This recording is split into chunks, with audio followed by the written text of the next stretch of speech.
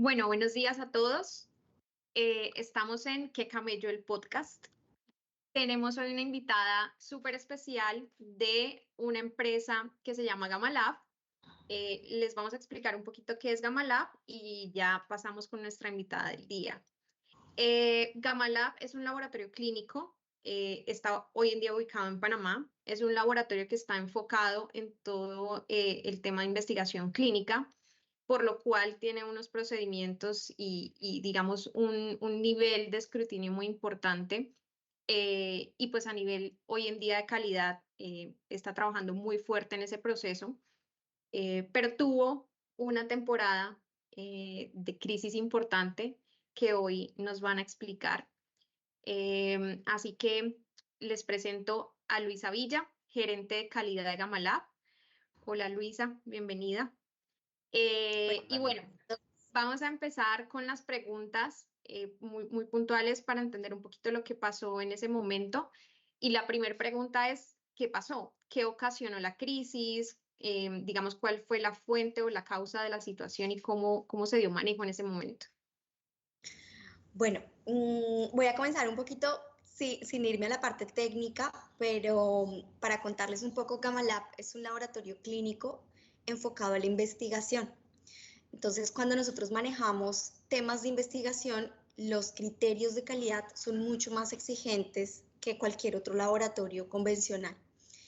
En Gamalab se procesaban unas muestras que son muy custodiadas, son muy protegidas y son de mucho interés para los investigadores o los patrocinadores en vacunas, porque son unas muestras que, de acuerdo a la viabilidad celular, o sea, qué tan viva está la célula, pueden tomar decisiones con respecto al uso de una vacuna, que normalmente son vacunas que están a prueba, como es el caso de todos los que nos vacunamos contra el COVID, ¿cierto? En vacunas que estaban siendo probadas.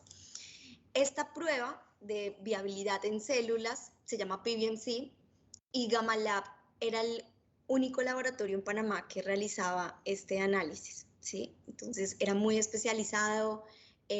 Gamalab recibió algunas capacitaciones de personal internacional y la crisis radicó en que esas muestras debían ser almacenadas a una temperatura de tanque de nitrógeno, menos 190 grados centígrados, y nunca se guardaron en un tanque de nitrógeno, sino que se guardaron a menos 80, o sea, la diferencia son menos 100 grados centígrados, y pues las células se murieron.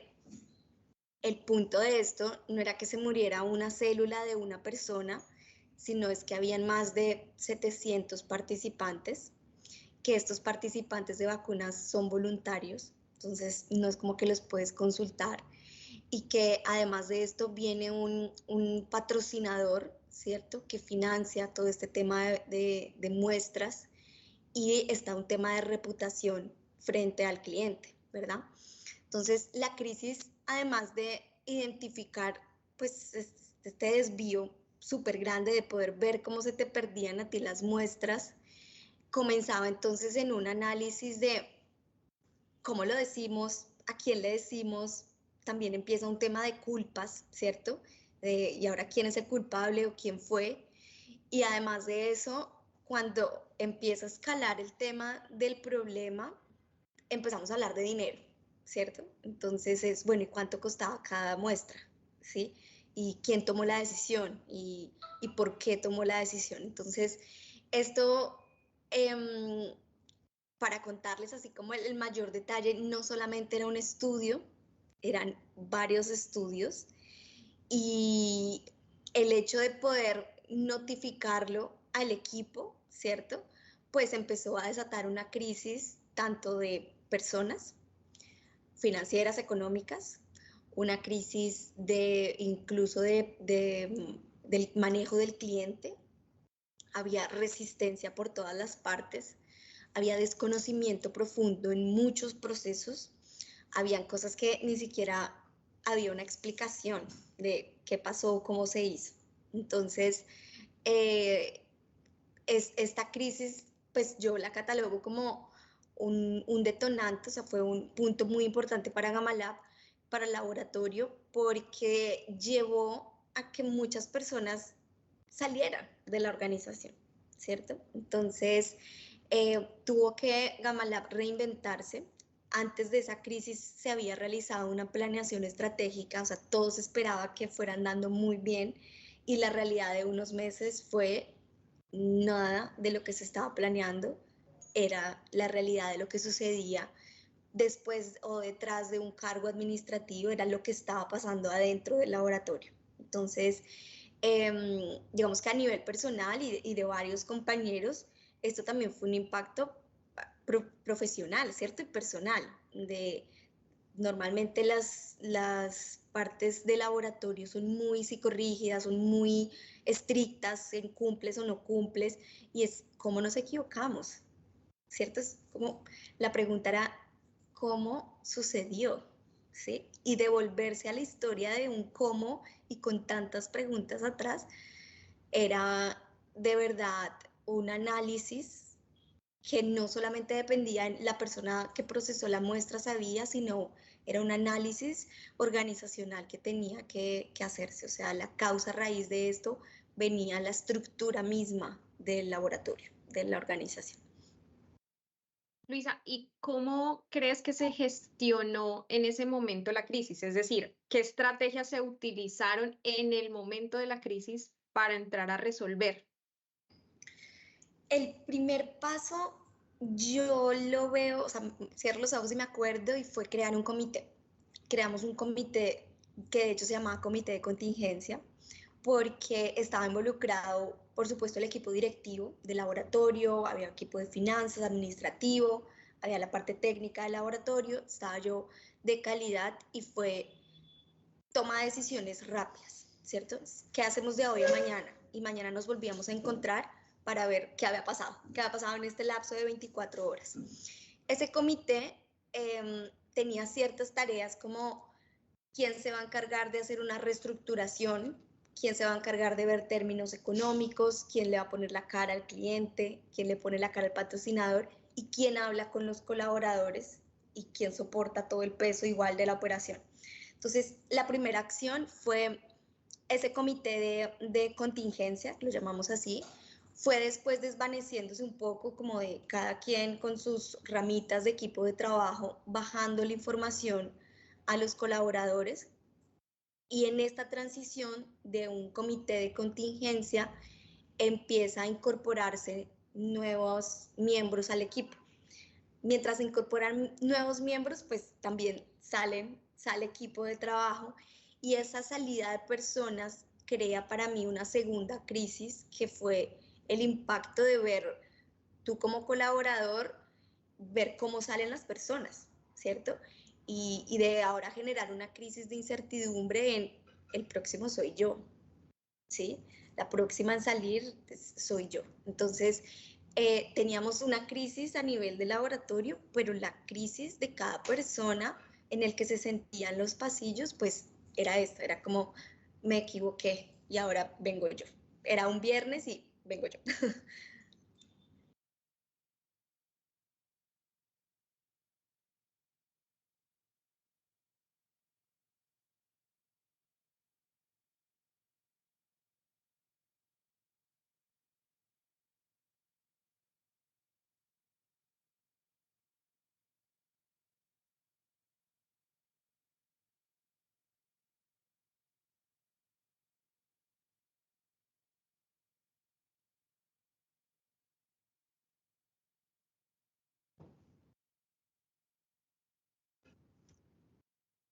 Yo creo que esto fue lo que más nos costó, porque costó en una transición donde muchas personas iban saliendo mientras intentábamos generar un cambio de cultura en la organización. Entonces, cambiar la cultura mientras salen otros y otros ingresan sin saber qué era lo que estaba pasando, era lo más complicado. Pero digamos que yo llevé la transición del equipo y desde calidad, normalmente calidad es como el que te dice, te equivocaste, pero quiero que te sigas equivocando y nos damos cuenta. Entonces, había un mensaje que llevábamos mucho en las comunicaciones y era, es de humanos errar, ¿cierto? Es es natural y es lo normal que esperamos cuando trabajamos con personas. Y lo bueno de trabajar con personas en un campo de la ciencia donde cada día un equipo nos reemplaza y nos reemplaza en términos de profesión, ¿cierto? Es, esperamos que todavía haya una persona detrás de un equipo, detrás de un computador, detrás de un microscopio, analizando los datos que no, todavía no lo puede hacer la ciencia, ¿cierto? Pero en esa transición de es de humano cerrar, lo que esperaba Gamalab de las personas era que no fuera primero con intención, porque lo vivimos, ya no sabíamos si había algo intencional o no intencional. Segundo, era lo permitimos siempre y cuando tú seas consciente y tengas la competencia para hacer el trabajo, es decir, te damos las herramientas para capacitarte, pero tú también entiendes y te autoentrenas y te mantienes en constante capacitación. Y el tercer punto era, seamos sinceros, notifiquemos las cosas a tiempo. Crear una cultura de decir me equivoqué, porque es de humano cerrar, pero sin impunidad fue muy difícil, ¿cierto? Porque es como, yo me equivoqué, pero no me castiguen, ¿cierto? No Entonces, pasa nada. fue crear a la par una cultura de yo que quiero reconocer, ¿cierto? Y que quiero generar un incentivo de esto no está bien. No está bien omitir información, no está bien esconder información, no está bien saber que hay algo mal y te quedaste callado, ¿sí?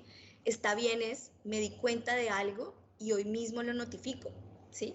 O me doy cuenta de que me equivoqué y hoy mismo empiezo a generar un plan de corrección, porque eliminar los errores no es posible, o sea, no es posible ni siquiera en un ciclo perfecto de calidad, ¿sí? Pero los puntos de notificación, cuando revisamos toda nuestra crisis, es que las personas sabían y nunca hicieron nada. Entonces, pensándolo como en otros puntos legales, era, esto ya es culposo, es doloso, ¿sí? Hubo dolo aquí. Sí, Entonces, ese punto de nos equivocamos y aprendemos del error y después de esto tuvimos muchas sesiones de lecciones aprendidas y era qué aprendiste tú como técnico y qué aprendiste tú como gerente, ¿cierto? A todos les impactó y esa cultura de reporto lo que veo, sea bueno o sea malo, es una cultura transparente, ¿sí? Basada en la transparencia y en la confianza. Recuperar la confianza en un equipo fue complicado porque había también una cultura de miedo. Ya no quiero hablar porque soy yo el próximo, pero devolverles la confianza de pregúntame lo que no entiendas o revisemos si no está claro o hay retrabajo, miremos qué podemos hacer, pues fue, yo me atrevo a decir que más de un año de un cambio cultural. perfecto, Luisa. Y respecto a estos tres puntos claves que tú nos acabas de mencionar referente al equipo, hoy en día, y desde la estrategia, ¿cómo garantizan y que el personal esté capacitado para manejar, ya sea una crisis futura, que esperamos que no sea igual como la que pasaron, pero esas crisis transversales por las cuales, ¿cuál es ese punto o cómo se aseguran de que su personal lo pueda manejar el día de mañana? Eh, Claramente con todos esos puntos que estás acompañando que nos acabas de mencionar. Uy, bueno, yo tampoco espero que volvamos a tener una crisis, pero hay para mí un punto fuerte y es no solamente el entrenamiento técnico de decir tengo personal competente para el cargo, sino es la capacitación en habilidades blandas, en comunicación, en liderazgo, en toma de decisiones. Nosotros tenemos una característica y es que el equipo de Gamalab es un equipo joven, ¿cierto? Yo me atrevo a decir que es la generación que se graduó en época de pandemia. Entonces tuvo que tener un desarrollo de habilidades totalmente diferentes y que se viene a exponer en su primer trabajo, ¿cierto? Entonces, esas habilidades que pudo haber quedado de pronto en la virtualidad, toca seguirlas desarrollando. Entonces, hay un tema de capacitación, pero a nivel de liderazgo, toma de decisiones, hasta qué punto puedo tomar yo una decisión o mi cargo, el tema de reportar a tiempo, notificar, ¿cierto? De saber cuál es el conducto regular de comunicación cuando hay un problema. Y esto no pareciera que fuera algo muy sencillo de, pues yo sé que me tengo que hablar con mi jefe, pero no es tan fácil cuando se habla con un equipo junior de trabajo. La otra, el punto de estrategia es, independiente de que sea laboratorio o no, yo creo que es la comunicación entre las áreas, ¿sí? Es muy importante que en la organización los temas sean transversales. ¿Qué pasa con el laboratorio que impacta la parte comercial, de reputación, manejo con el cliente, cómo afecta las finanzas? Antes en el laboratorio, cada equipo, cada área era una república independiente, ¿sí? Entonces, lo que pasara con las muestras, a nadie más le afectaba, sino solamente al equipo operativo. Ahora es generar ese trabajo en equipo basado en comunicación, en el que lo que tú haces me impacta a mí, ¿sí? Positivo o negativo. Entonces, o nos impacta a todos de una forma, de un resultado clave, o nos perjudica a todos de volver a tener un momento de crisis, depresión, un manejo del estrés, ¿cierto? De las emociones, que creo que también ese es un punto importante, y es, nos reuníamos con un equipo al que, como era muy junior, pues su mentalidad de pronto era, ok, cambio de trabajo, ¿sí? Pero a otras personas de pronto eran como, no, yo no puedo cambiar de trabajo así, como mi profesión, es la primera vez que me equivoco. Entonces, también este tema de capacitación en el manejo de las emociones tiene que verse acompañado con recursos humanos. No es un área que pueda dejarse atrás, ¿sí? Si se dieron cuenta que hablé de todas y recursos humanos la mencioné de última, precisamente es, normalmente las áreas no todas tienden a agruparse. Luisa, una pregunta. Después de la crisis, digamos, en lo que nos vienes contando, el cambio cultural y de liderazgo fue muy fuerte, ¿sí? Me pongo en tus zapatos y visualizo que fue muy complicado poder sostener esa transición de entre hay que solucionar, hay que sacar y hay que mantenernos. ¿Cómo hiciste tú desde el liderazgo poder soportar o coger al equipo y decirles, venga, hay un problema, hay que seguir, hay que salir adelante, teniendo en cuenta las decisiones de hay que sacar a este, pero mantener ese equipo y mantener la productividad, digamos, desde el liderazgo tuyo en la organización y desde la estrategia, ¿cómo fue posible? O sea, realmente lo veo denso, un tema bien denso que, digamos, me causa mucha curiosidad. Yo, bueno, es que de verdad que fue un año que incluso pues, esto fue importante para mí en mi vida, ¿cierto? O sea, me marcó también bastante por lo mismo que hablábamos, y es como de mi profesión, es como en qué momento me equivoqué yo, ¿sí? Que también hay un tema de egos entre profesiones y demás. Pero Tal cual. entre el equipo, yo recuerdo mucho que yo hablaba con mucha gente, ¿sí? Yo entraba al laboratorio y me encontraba con el técnico, que es como el auxiliar o el asistente, el cargo más bajo en el organigrama, hasta los siguientes niveles, coordinadores, para entender cómo lo estaba viviendo cada persona, ¿cierto? Como ser muy empáticos en cada uno sufre y vive su miedo y su temor, y entender el día a día de las otras personas. Cuando yo entraba al laboratorio y veía la carga de trabajo y el caos, decía, con razón, con razón pasó esto, ¿cierto? Y después ver de pronto el coordinador con otras cosas o con problemas que todavía no habían sido ni siquiera visualizados a nivel gerencial, decía, antes no ha pasado algo peor. Entonces, para mí el primer punto, mi primera estrategia era, hay que hablarles a las personas de todos los cargos. La comunicación tiene que ser transparente y el mensaje tenía que ser claro de que estamos cambiando, y devolverles la seguridad de el que el que está tranquilo en su trabajo lo está haciendo bien y vamos a mejorar, ¿cierto? Estamos aprendiendo y esto es una lección pues para todos y también para hoja de vida, ¿sí? Es como he manejado momentos así de presión y lo puedo decir sobre todo para, como les mencionaba, las personas que están jóvenes en el trabajo. Entonces, a nivel de equipo, digamos del equipo core del laboratorio, pues estará la comunicación de ponerse muy empáticos y reconocer, pero hablarles de los cambios. La gente tiene que saber qué está pasando. La gente tiene que saber qué queremos cambiar, qué no podemos seguir haciendo. Y esa comunicación permitió recuperar la confianza. Entonces las personas empezaban a buscarnos y a decir, mira, está pasando esto, o quiero mejorar esto. Entonces teníamos un nivel de confianza mucho mayor al inicio. Y a nivel de gerencias o a nivel de comité directivo, la alta dirección, pues yo sentía que estaba en la misma postura. Aquí hay que ser transparente.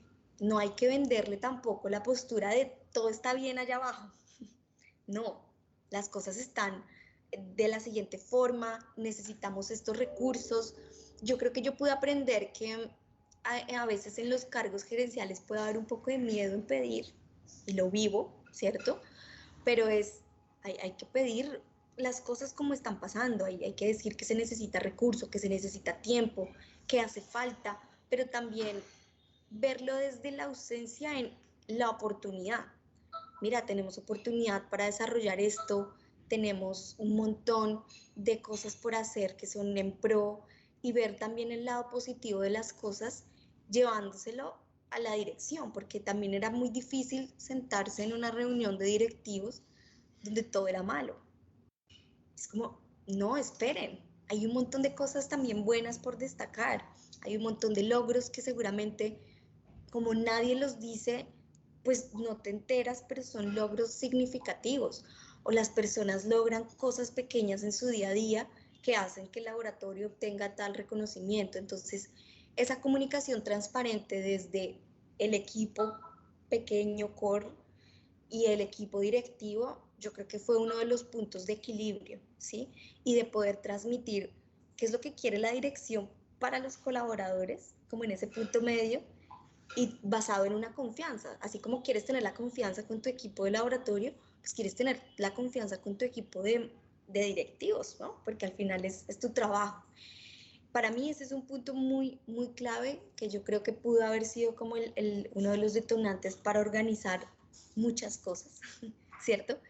Y sin duda es que yo entiendo en las empresas pequeñas, pero es necesario tener personal competente en todas las áreas, ¿sí? Es necesario tener una persona experta en finanzas, experta en recursos humanos, en compras, en administración, en operaciones, en calidad, en todo. Eso de pensar de que una persona puede hacer administración, recursos humanos, compras, todo en uno, no va, ¿sí? Para eso, pues por supuesto que hay profesiones, pero para eso también hay como una línea. Entonces, el hecho de que en algún momento en Amalab alguien quisiera abordar todo, se salió de las manos. Y el apoyo de Amalab cuando se incursiona un nuevo equipo, pues fue como ver la claridad. La gente necesita también tener un líder, ¿sí? Un líder a quien ver, un líder a quien seguir. Y eso fue lo que sucedió. Apenas llega este equipo nuevo de trabajo, empieza a haber orden en cada una de las áreas, ¿cierto? Y yo me imagino que si esto se lo preguntáramos a alguno de los líderes de otras áreas, también tendrán algunos ejemplos como de crisis que encuentran, ¿cierto? Es como el punto ahí a destacar. Súper, gracias. Y mi pregunta sería, ¿cuáles fueron esas relaciones clave para superar la crisis y fortalecer la empresa? Primero, para mí, ver un rol gerencial, un rol de director, ¿cierto? Que es una cara que tanto las personas del core, del laboratorio, pero los directivos o los líderes de las áreas quieren ver, porque es siempre como una orientación, bueno, alguien que canalice todos los requisitos, necesidades, recursos, etc.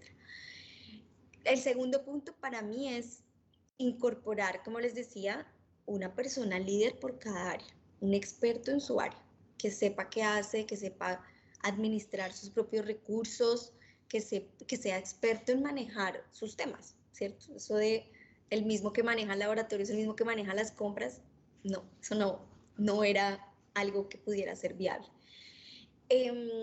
Y por otro lado, yo creo que lo que más costó en términos de tiempo y en relaciones es esa alianza nuevamente con el cliente.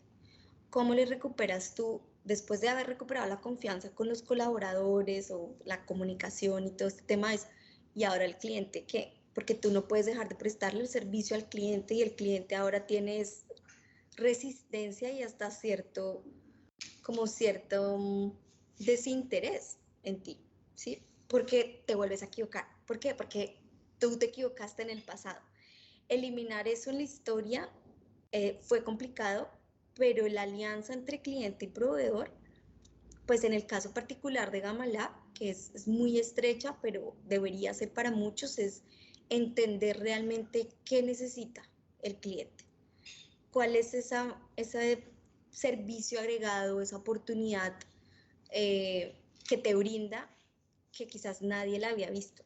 Y eso fue como el punto, entender realmente a nivel estratégico es cómo te soluciono tus problemas de cliente siendo yo tu proveedor, sin que te enteres de toda esa brecha que veníamos pasando, ¿sí? Sino que sea la transición más transparente para que durante la crisis volvamos a recuperar una confianza en que te comunico, en que yo estoy haciendo las cosas bien como tu proveedor, en que tú tengas la confianza en que te estoy reportando cosas de calidad, oportunas, a tiempo, que son confiables, con datos precisos, que era lo más difícil. Es cómo le vuelvo a demostrar yo que el laboratorio tiene un porcentaje de exactitud y precisión.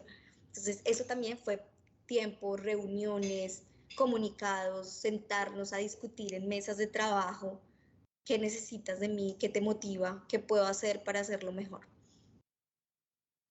Luisa, una última pregunta ya para cerrar. ¿Cómo ves tú a Gamalab hoy? O sea, después de todo este periodo de crisis, de todo lo que pasó, desde el liderazgo, desde la relación con el cliente, desde incluso la relación con los colaboradores y con el equipo más operativo, ¿tú cómo podrías describir a Gamalab hoy con esas lecciones aprendidas?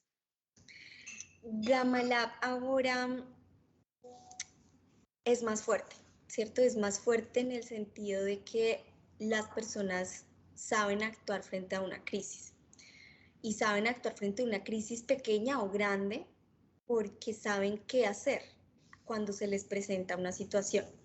Seguramente las emociones ya es algo que no podemos controlar, pero las acciones para abordar una crisis sí. Entonces, ¿qué hacemos? ¿Qué protocolo tenemos para actuar frente a un desvío? ¿Qué protocolo tenemos para comunicarnos? ¿Qué protocolo de organización frente a un desvío grave como el que nos sucedió? ¿Qué se comunica? ¿El cómo? ¿El cuándo?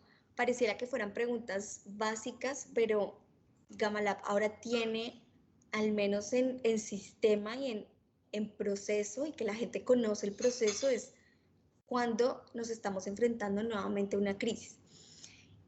¿Qué veo yo adicional a cómo es Gamalab? Es las personas que aún continúan saben que no quieren repetir ese momento de crisis. Entonces, van muy enfocadas a si algo vemos que está muy similar a lo que sucedió, no me voy a quedar callado, voy a levantar la mano, voy a pedir recursos, voy a pedir tiempo. Y se ha llevado ese mensaje a las personas, claro, a los nuevos no se les cuenta todo el detalle, toda la historia, pero sí se ha llevado a Gamalab le pasó algo muy importante y todavía tenemos secuelas de esto, tanto a nivel financiero, de reputación, lo estamos enmendando todavía, pero las personas que entran con una cultura de la calidad totalmente diferente, entran con una mentalidad de desde el día cero tienes que tener conciencia de tus acciones, porque más allá de la calidad o de un proceso, un protocolo escrito, actuamos con la confianza de que eres un profesional competente e idóneo, ¿cierto? Entonces, también esperamos de ti pues todo el compromiso para que puedas tomar decisiones y adaptarte a la cultura de la calidad que manejamos ahora. Súper. Bueno, Luisa, muchas gracias por el espacio. Realmente creo que podemos concluir que Gamalab tiene un poder de resiliencia importante. Estamos notando no solo desde el líder, sino desde las personas que han estado trabajando y desde ese cambio cultural que nos estabas contando. Así que gracias por el espacio, por la charla, por tu conocimiento y por contarnos esta experiencia. Y bueno, ya estaremos comentando más adelante algunos análisis a profundidad de esta conversación. Gracias, Luisa. Súper, gracias a ustedes por el espacio. Cuenten con lo que sea. Para eso estamos. Gracias. Muchas gracias, Luisa. Gracias a ustedes. Gracias. Feliz, chao.